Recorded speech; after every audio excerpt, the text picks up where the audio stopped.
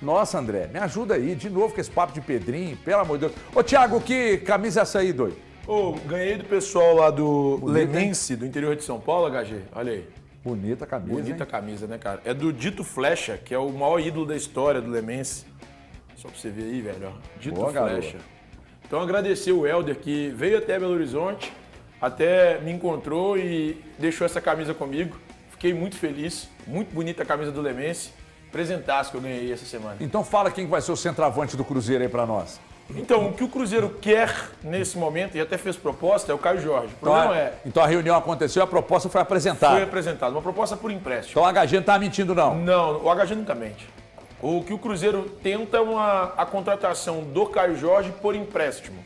O Cruzeiro conversa hoje com o staff do Caio Jorge, quer a contratação do jogador por empréstimo, formalizou a proposta da Juventus, e agora o ponto, HG, é o seguinte: o Cruzeiro, nesse momento, ele não se sente 100% seguro de que tem a melhor proposta, mas não vai entrar em leilão. Fez a oferta, vai aguardar uma resposta da Juventus e do próprio Caio Jorge, que tem 22 anos, ainda não conseguiu voar ali na Juventus, se destacar tanto na Juventus, tanto estava emprestado ao Frosinone, que também é da Itália.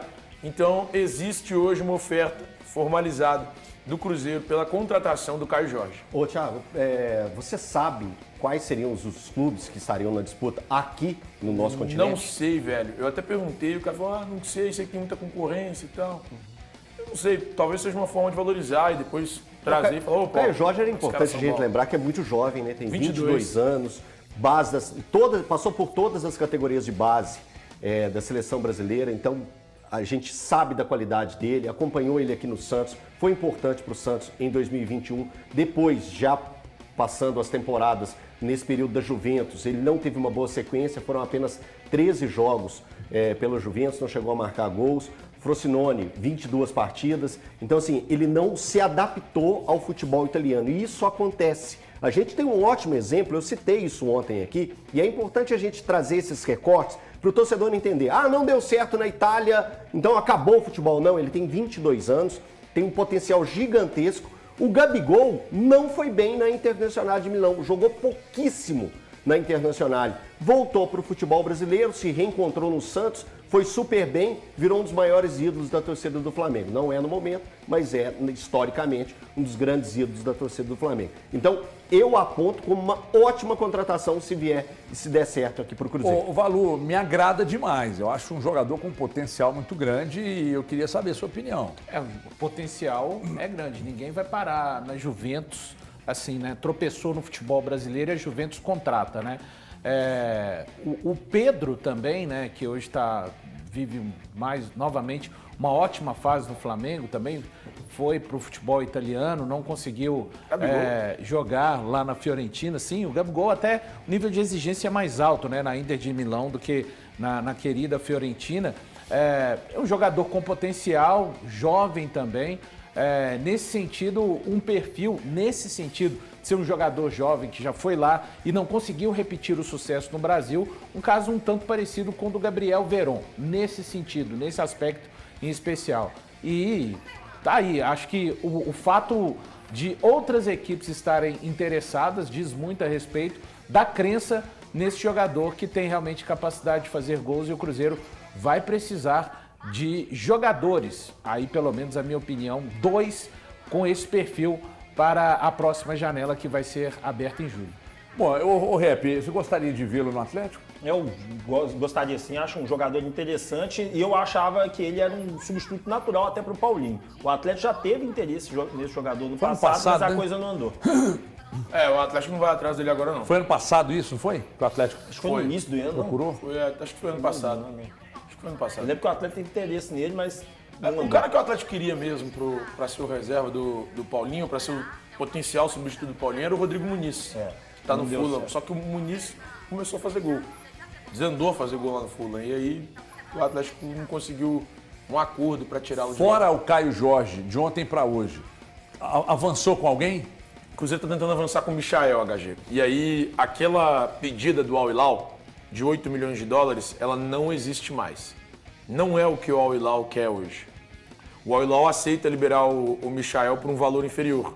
E isso significa que o Cruzeiro poderia entrar no páreo. Porque 8 milhões de dólares dá mais ou menos 41 milhões de reais. E dessa forma o Cruzeiro descartaria a contratação do Michael.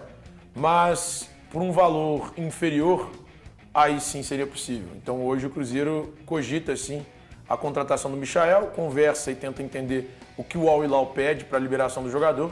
De fato o Al Hilal pensa em negociá-lo, talvez até na própria Arábia Saudita, porque existem propostas, existem consultas da Arábia Saudita para que o Michael deixe o Al Hilal e permaneça no país. Querem abrir espaços para estrangeiros. Exatamente. E mesmo num elenco tão recheado, o Michael teve muitas oportunidades e não foi mal. Ele, num elenco que tem Neymar, estava lesionado, tudo bem, mas tem o Mitrovic, tem... Putz, eu fiz a lista hoje, cara, esqueci. Tem o Koulibaly, que é zagueiro, tem o Renan Lodge. Então, assim, mesmo em um elenco... Tem o Malcom, ponta esquerda, que jogou no Corinthians, bom jogador. Muito bom jogador. Então, mesmo num elenco tão recheado de grandes nomes, o Michael teve oportunidades. O que significa que é um jogador interessante. Então não era mentira do HG, não. Também não. E para finalizar uma situação, eu avancei numa situação do Matheus Henrique.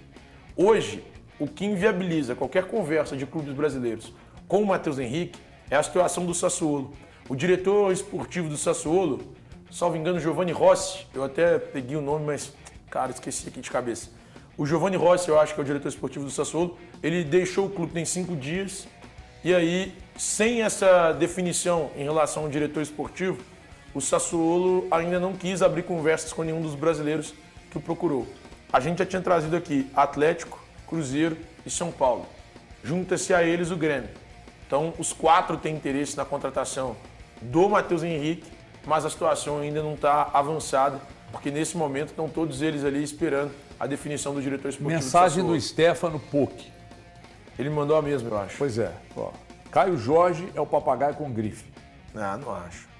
De maneira nenhuma. Mas ele me mandou a mesma coisa. E me mandou os números dele falando que ele é um jogador sem números bons. Que no Brasil, em 2000... sem números bons na Itália. Não, ele fala do Brasil também. Pô, Aí ele mandou do Brasil. Falou. De acordo... O Caio Jorge é um papagaio com grife? Desculpa.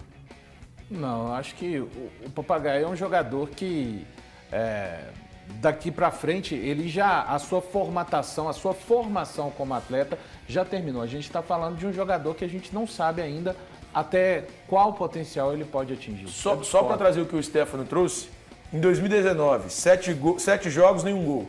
2020, 48 jogos, 9 gols. 2021, 28 jogos, 8 gols e 3 assistências. 2021, 2022 na Juventus. No time principal, 11 jogos, nenhum gol, nenhuma assistência. 2 jogos pelo time sub-23 e um gol. Não jogou em 2022, 2023 pela Juventus, porque teve uma lesão grave. 2023, 2024, 22 jogos pelo Frosinone, 3 gols e uma assistência. Olha como é que ele tá errado. Se você pegar a idade do menino, que é de 22 anos, e voltar na época que ele fez o gol, ele tinha o quê? 17? 17, 18. Não. Então, se eu for seguir o que o Stefano Pucci está dizendo, aliás, Popó, se quiser falar, vem aqui.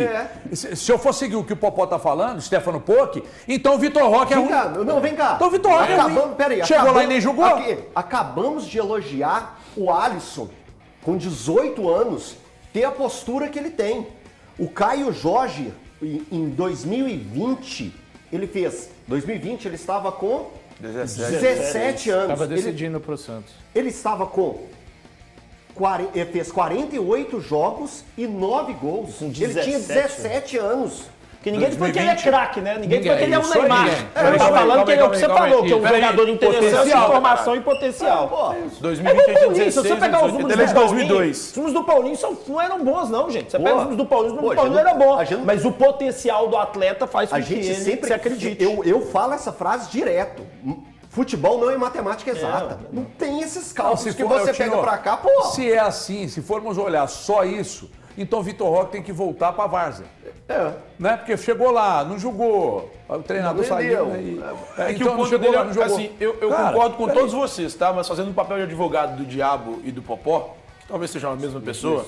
Então, o ponto dele é que o Frosinone foi rebaixado na Itália e que o Caio Jorge era reserva do time. O Vitor Roque joga no Barcelona. Tudo bem, não é o melhor dos Barcelonas, mas ele joga no Barcelona. Mas eu concordo com vocês, eu também apostaria no Caio Jorge. Tá?